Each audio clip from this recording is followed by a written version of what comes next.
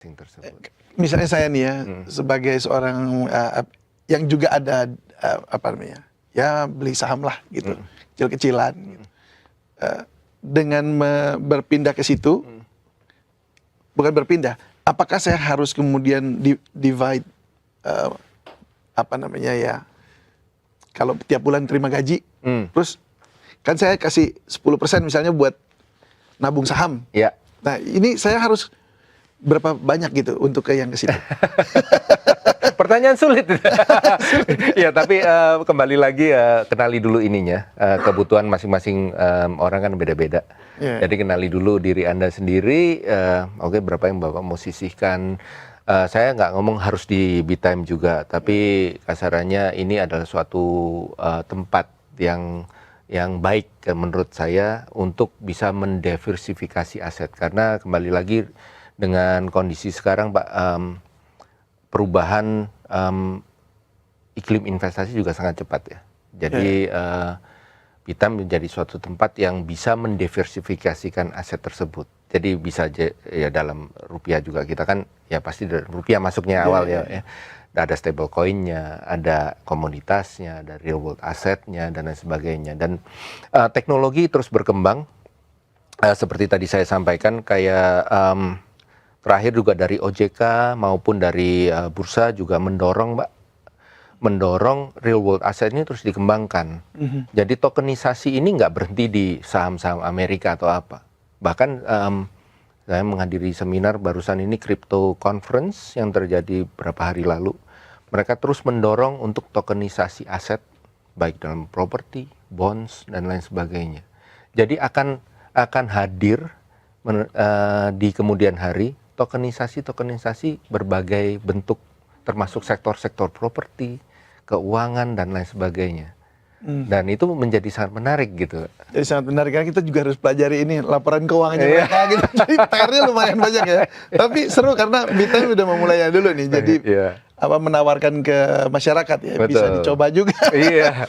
Nah, tapi ini karena ini menarik sekali sebenarnya. Saya suka sekali dengan investasi. Jadi anggaplah saya ini konservatif gitu ya. Ini minta nasihat lah misalnya. Pak Roni, oke. Saya misalnya emas kita udah ada misalnya 50% di situ, atau US dollar sudah ada sekitar 30%. Berapa yang untuk ditaruh di B-Time itu balik lagi. Soalnya saya tuh pasti tahu kira-kira apakah saya harus taruh 20 sisanya atau bahkan mulainya dari 5% dulu aja deh. Supaya ada gambaran gitu. Iya. Kan diversifikasi ini kan apa namanya, investasi begitu. Betul. Don't put your eggs in one basket ya. Kan? Betul. Dan sebenarnya yang kita offer itu bukan sebagai seperti tadi Bapak bilang emas, mungkin Bapak simpan sebagian di US dollar atau di mana. Tapi B-Time menjadi suatu tempat untuk mendiversifikasikan hal-hal tersebut. Jadi misalkan Bapak 50% bisa taruh di B-Time, 50%-nya Bapak belikan emas. Kan ada XAUT nih gitu. Bapak bisa taruh di USDT. Bapak bisa taruh di sini. Oke. Jadi dengan kata lain, saya tokenkan semuanya berarti. Gitu ya maksudnya. Bukan Pak, mendiversifikasikan risiko. Iya. Tapi kelebihannya lagi adalah misalkan Bapak megang emas nih, emas fisik gitu ya. It's just sitting there kan. Nunggu value-nya naik. Sedangkan kalau Bapak taruh di tokenisasi emas tersebut, sementara menunggu atau kita jangka panjang, mungkin Bapak lihatnya 1 tahun ke depan atau apa.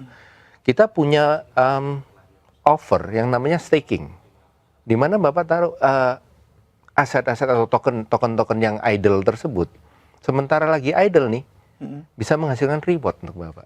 Jadi kasarannya ada rewardnya. Yes, jadi staking itu adalah suatu bentuk reward Pak, untuk token-token yang Bapak yang lagi idle kasarannya begitu, lagi menunggu nih, lagi taruh dulu. Oke, gambarannya kalau ini saya misalnya punya itu tadi ya, atau dalam US dollar, misalnya ada account dollar. Iya. Lalu saya beli Indon dah yang obligasi dolar untuk dapetin yieldnya. Iya. Kurang lebih apa kayak begitu maksudnya staking atau Yes, gimana? in that way, yes. Jadi seperti itu, Pak. Jadi Oke. seperti itu. Jadi kita nggak bisa tarik.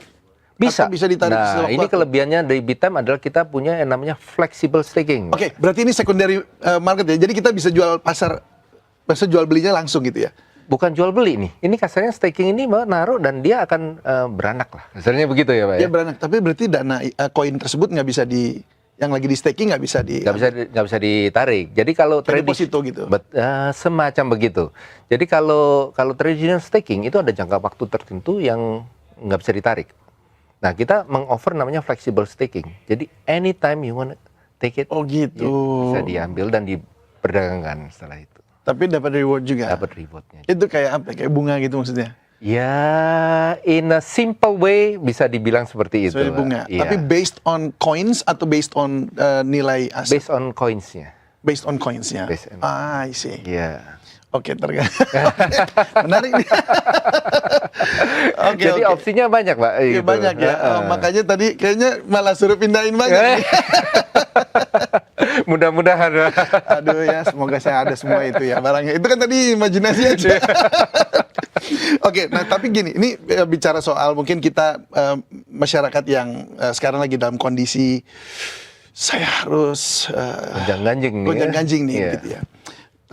Anda bisa lihat nggak apa sih Pak Roni yang membuat masyarakat tuh belum mau ke kayak naruh uang? Kayaknya tuh kayak mereka ngelihat si siapa Warren Buffett tuh kayaknya dia malah narik cash banyak, Cash out ya.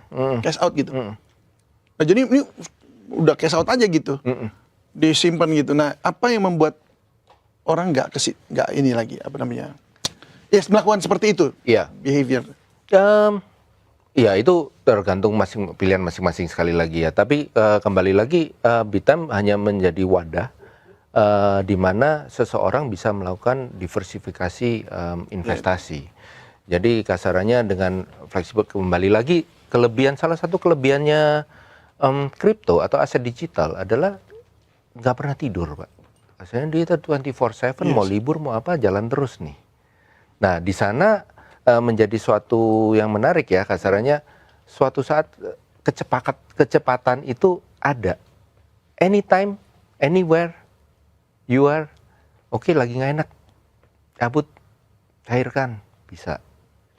Oke. Jadi kasarannya ini adalah bisa jadi suatu pilihan tempat di mana you have the flexibility, you have the speed to diversified instrument of investment. Mantap, keren. Nah yang terakhir. Ya. Dari mana maksudnya how do you monetize that? Kita kena pajak nggak? Kena setiap kali jual beli seperti kan kalau saham kan ada begitu juga. Betul. Kurang lebih sama. Jadi kita ngikutin aturan dari POJK yang ada untuk perdagangan aset digital ya. Jadi kita emang ada fee-nya, which is very minimal, 0,1 aja. 0,1% per transaction fee-nya, dan ditambah pajaknya 0,11 dan lain sebagainya. Itu semua ke negara. Umum ya? Umum, dan pajaknya merupakan pajak final. Pajak final itu yang sangat menarik sebagai kita orang Indonesia. Iya, jadi ya udah nggak usah pusing, Pak. Kayak gitu. Pajaknya udah final, capital gain-nya covered gitu. Covered semua ya. Iya. Oke, mantap kalau gitu. Pak Roni, terima kasih banyak ya buat semua David. insight ini tadi. Jadi kita ada pencerahan begitu. Bagaimana kita saya sebagai investor kecil-kecilan ya.